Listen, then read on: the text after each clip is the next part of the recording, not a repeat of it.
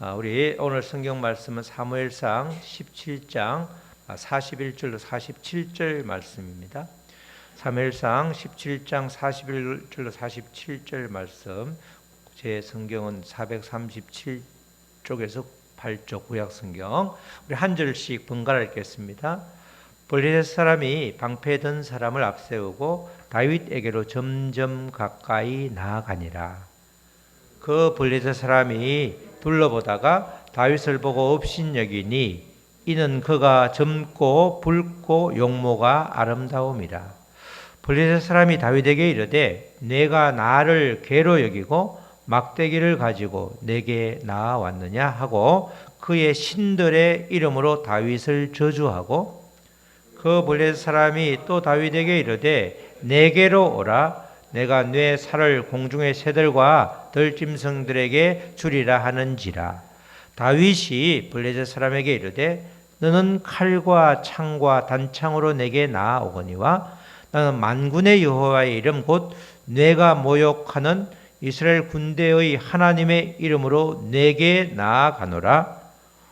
오늘 여호와께서 너를 내 손에 넘기시리니 내가 너를 쳐서 내 목을 베고 블레셋 군대의 시체를 오늘 공중의 새와 땅의 들짐승에게 주어 온 땅으로 이스라엘의 하나님이 계신 줄 알게 하겠고, 다같이 또 여호와의 구원하심이 칼과 창에 있지 아니함을 이 무리에게 알게 하리라. 전쟁은 여호와께 속한 것인즉 그가 너희를 우리 손에 넘기시리라. 아멘. 오늘 제목 시작. 전쟁은 여호와께 속한 것이라. 아멘. 전쟁은 여호와께 속한 것이다. 이런 제목이죠. 오늘 본문은 사울 왕 시대에 엘라 골짜기를 사이에 두고 이스라엘과 블레셋 사이에 일어난 전쟁을 배경으로 하고 있습니다. 제가 성지순례에 엘라 골짜기라고 하는 곳을 가보니까 그게 와디죠. 와디. 비가 오면 확 그냥 물이 생기는 그 골짜기인데, 거기서 이제 양쪽 옆에 그렇게 두 진영이 대치를 하고 있었습니다. 이때 이스라엘의 무기는 변변한 것이 없었죠. 이스라엘은 청동제 무기를 가지고 있었고, 이 블레셋은 이제 청동기를 벗어나 소위 말해서 철기 시대로 넘어가는 그런 시대였다는 것을 성경이 기록을 하고 있습니다. 블레셋 장수였던 골리앗이 들고 있는 칼을 성경에서 묘사를 하고 있는데, 그 칼의 창날에 철이 무려 600세겔 7kg가 붙어 있을 정도로, 골리앗이 워낙 기골이 장대하니까 창 끝에 철이 붙어 있다는 것은 그들이 철제 무기를 들고 있다는 거죠. 지금으로 말하면 최첨단 무기를 가지고 있었다는 겁니다. 엄청난 미사일로 치면 아주 엄청난 무기, 또 핵폭탄은 아니지만 하여튼 이 상대하고 비교할 수 없는 엄청난 무기를 들고 있었기 때문에 이스라엘이 그들과의 싸움을 직접 백병전 붙어서 싸우면 싸움이 안 되는 그런 상황이었죠. 그런데 그 두 나라가 지금 전쟁을 하고 있는 겁니다. 그런데 그 당시에는 이제 엘라 골짜기를 사이에 두고 이렇게 양쪽 산에 있었기 때문에 한쪽이 엄청나게 창이라는 것은 들고 찌르는 거지 먼 거리의 대포가 아니잖아요. 그러니까 붙어서 싸워야 되는데 붙어 싸우기가 만만치 않은 그런 구조단 말이죠.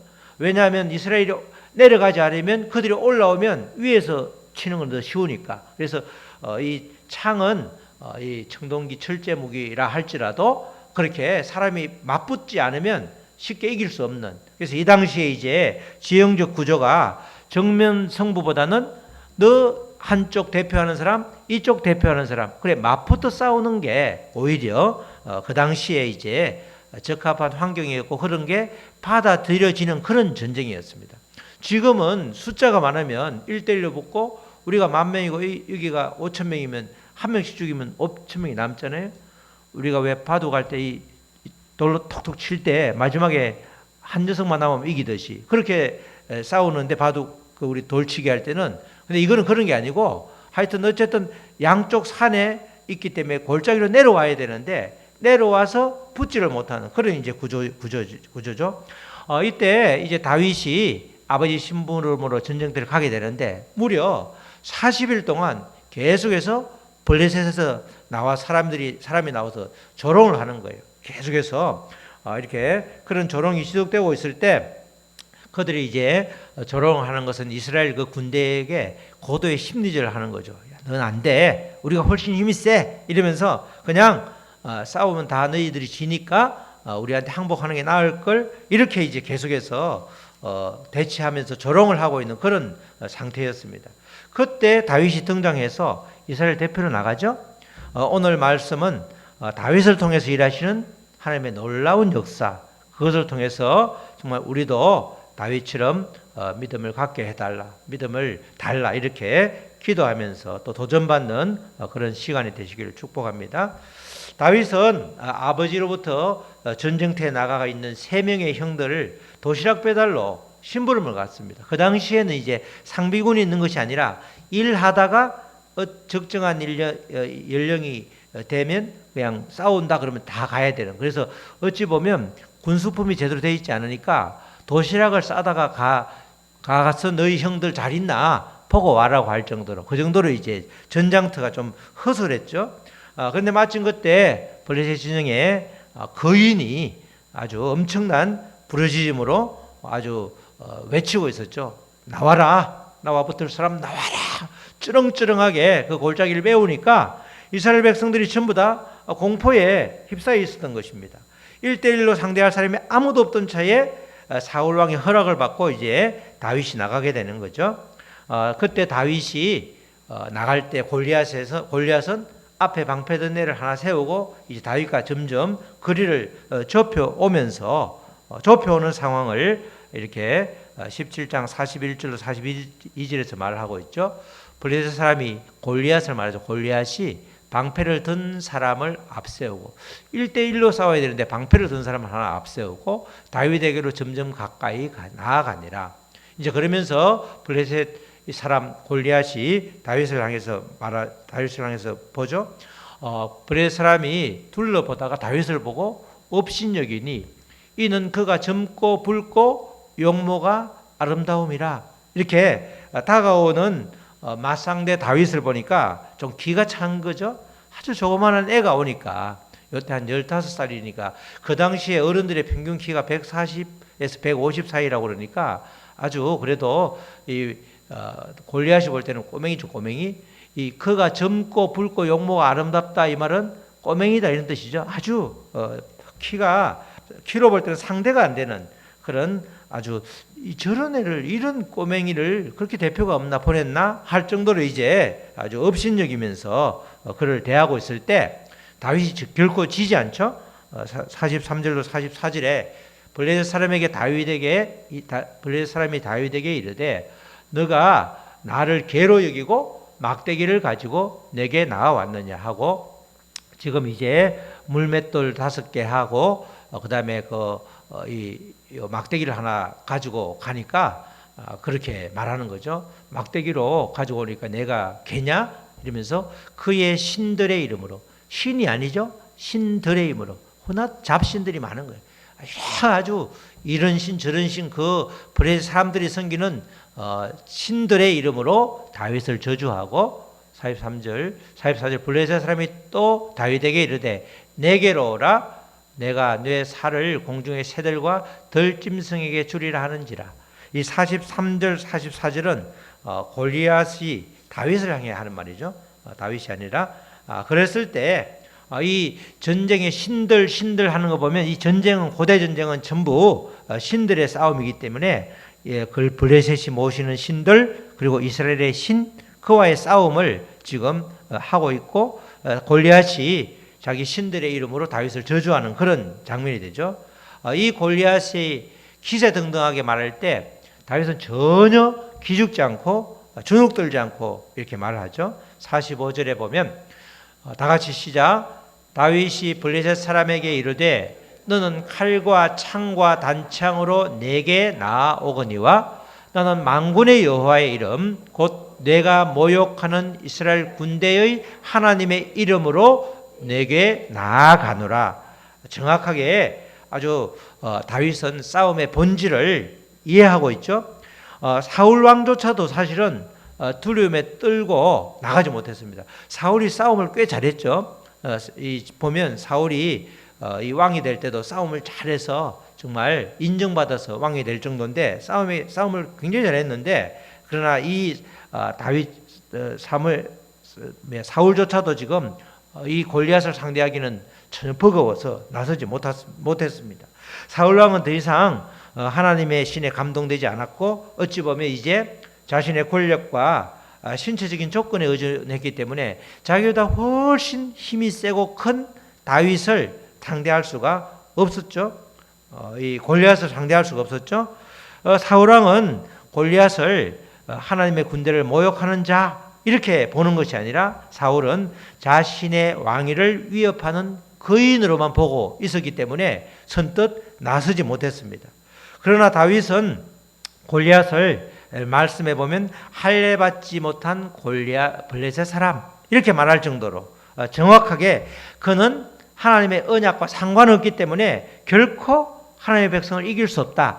나를 이길 수 없다. 하나님을 이렇게 앞세우고 가는 나를 절대 이길 수 없다. 그래서 이렇게 확실하게 자기가 자신 있게 말을 하는 거죠. 이 다윗의 확신은 신명기 21장 1절에 그대로 나와 있습니다. 그래서 다윗의 그런 이 고백은 신명기 21장 1절을 근거로 한다 이렇게 말할 수 있죠. 신명기 21장 1절 시작. 한번 다 같이 읽겠습니다. 시작. 내가 나가서 적군과 싸우려 할 때에 말과 병거와 백성이 너보다 많음을 볼지라도 그들을 두려워하지 말라. 애굽 땅에서 너를 도우신 인도하여 아버지, 그죠? 이게 참 이게 글자가 폰트를 좀 줄이다 보니까 너를 인도하여 내신 내 하나님 여호와께서 너와 함께 하시느니라. 글자를 한 가지 빼놨네. 그죠? 이 하나님을 체험했기 때문에 이스라엘 백성들이 그 신명기에서 이제 가나안 땅으로 들어가더라도 두려워하지 말라는 거야. 너가 하나님 알지 않느냐? 이 다윗은 바로 이 양을 치면서 하나님을 깊이 체험했죠. 다윗은 목동 생활을 하면서 물맷돌로 그렇게 사나운 짐승들이 올 때 1대1로 맞짱을 져서 그들을 죽이기도 하고 다 지켰기 때문에 그 하나님을 이미 알고 있었기 때문에 하나님의 이름을 모욕하는 자를 징벌하는 하나님의 심부름꾼으로 지금 간 겁니다. 소년 다윗 아니면 일개 병사로 간 것이 아니라 하나님의 대리자로 지금 다윗이 갔기 때문에 만군의 여호와의 이름으로 당당히 맞서고 있는 것이죠.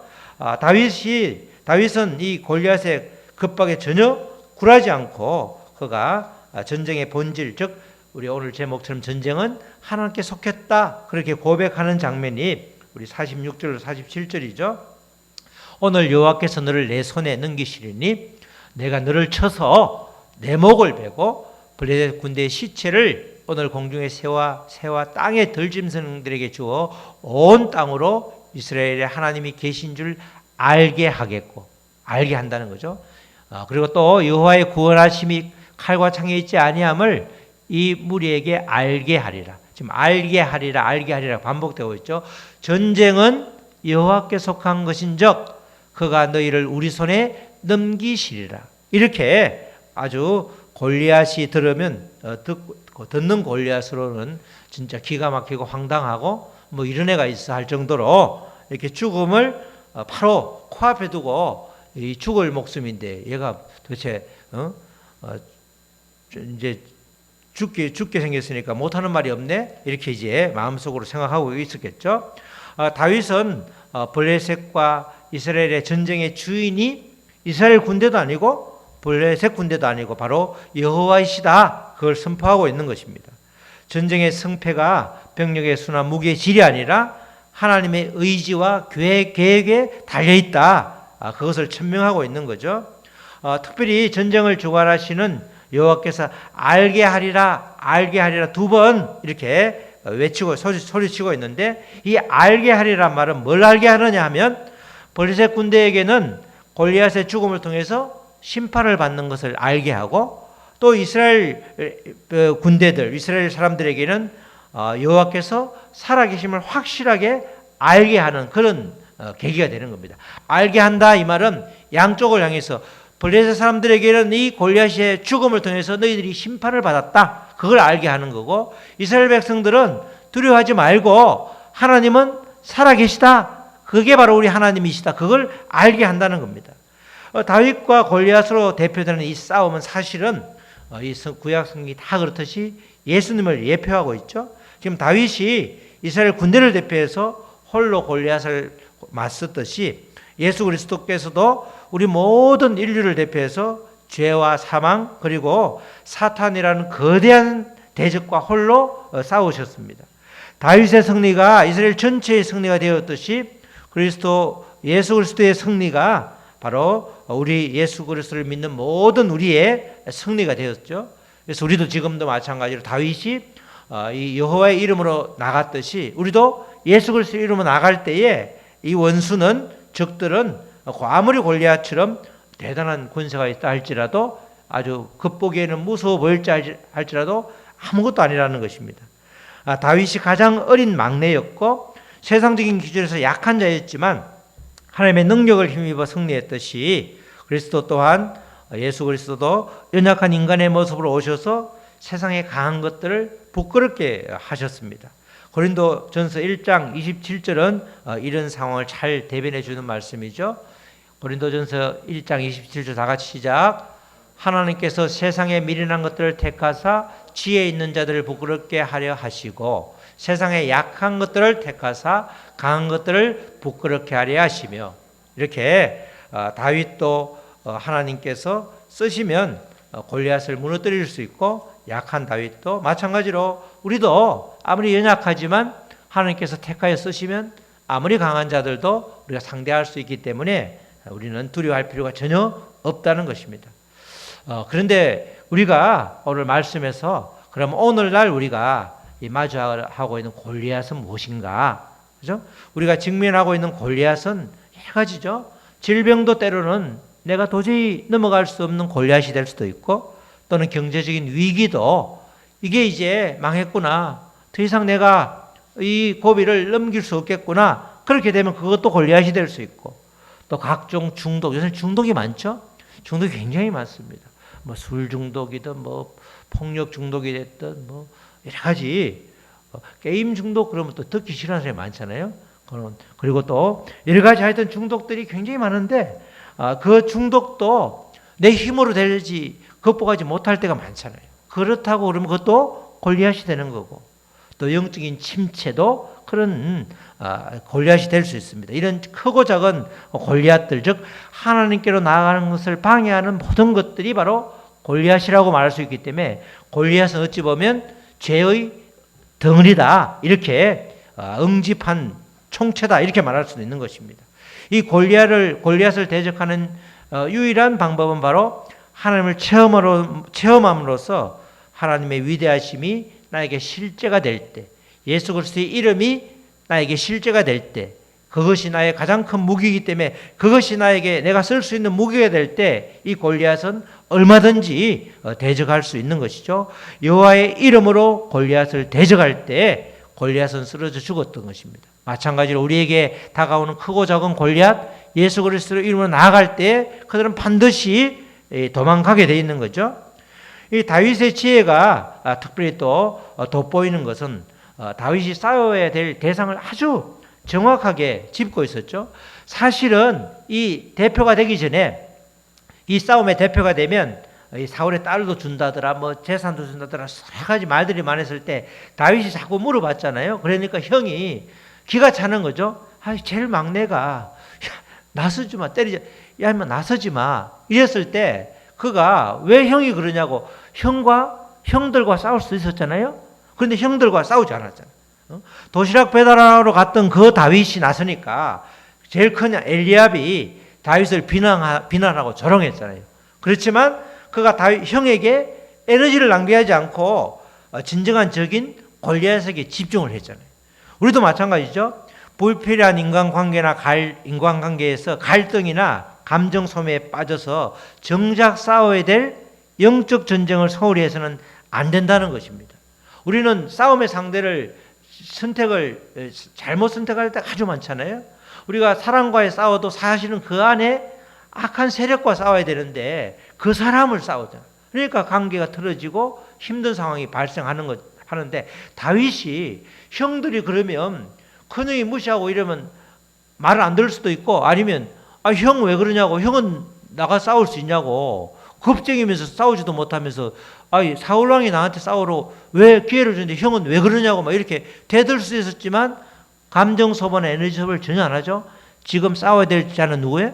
골리앗이다. 정확히 골리앗만 집중하는 거예요. 형이 무슨 말을 해도 기분 나빠하지 않고 그냥 형 알았어. 형 알았어.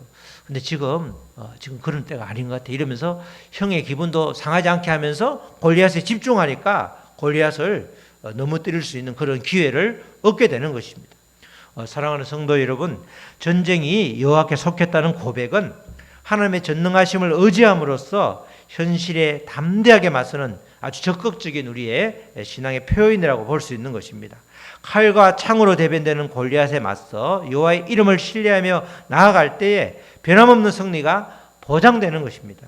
우리는 우리 앞에 골리앗을 보고 있는가 아니면 그 너머에 역사하시는 살아계신 하나님을 보고 있는가 이 점을 늘 생각하면서 우리가 살아야 되는 것이죠. 우리는 매일같이 영적 전쟁을 치르고 있는데 이 영적 전쟁이 전적으로 여호와께 속한 것이라는 겁니다.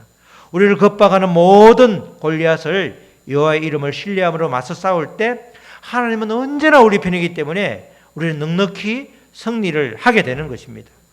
우리가 하는 모든 영적 전쟁은 여호와께 속한 것이므로 여호와 하나님만을 신뢰하면서 나아갈 때에 우리는 넉넉히 승리할 수 있고 그 승리를 통해서 계속해서 살아계신 하나님을 체험할 때에 우리의 영적 생활, 우리의 이 삶은 하루하루가 천국이 되는 것입니다. 그런 삶을 다 누리시기를 주님의 이름으로 축복합니다. 아멘. 오늘 당회가 있기 때문에 바로 우리 말씀부터 기도할 때 하나님 정말 전쟁은 우리가 매일 치르는 영적 전쟁은 여호와께 속한 것입니다.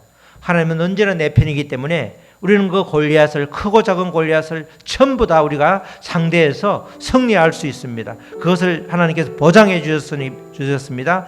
두려워하지 말고 담대하게 주님만 믿고 나아가는 우리가 되게 하여 주시옵소서. 다 같이 기도하시겠습니다.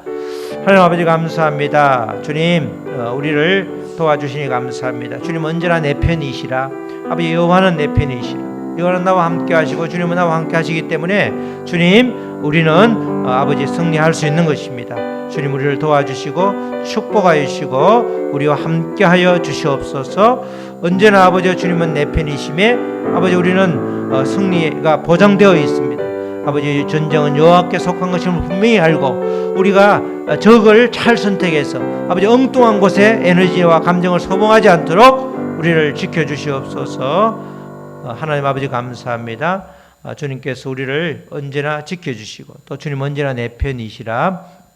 우리는 어떤 골리앗도 아버지 넉넉히 상대해서 이길 수 있음을 또 이기게 됨을 하나님께서 우리에게 보장해 주시고 알려주셨습니다. 이제 영적 전쟁을 할 때 정말 그 매일같이 벌어지는 영적 싸움에서 아주 전부 다 승리하는 백전백승하는 다윗의 기름이 우리에게 부어져서 승리할 수 있도록 도와주시옵소서. 감사하며 예수님의 이름으로 기도드렸습니다.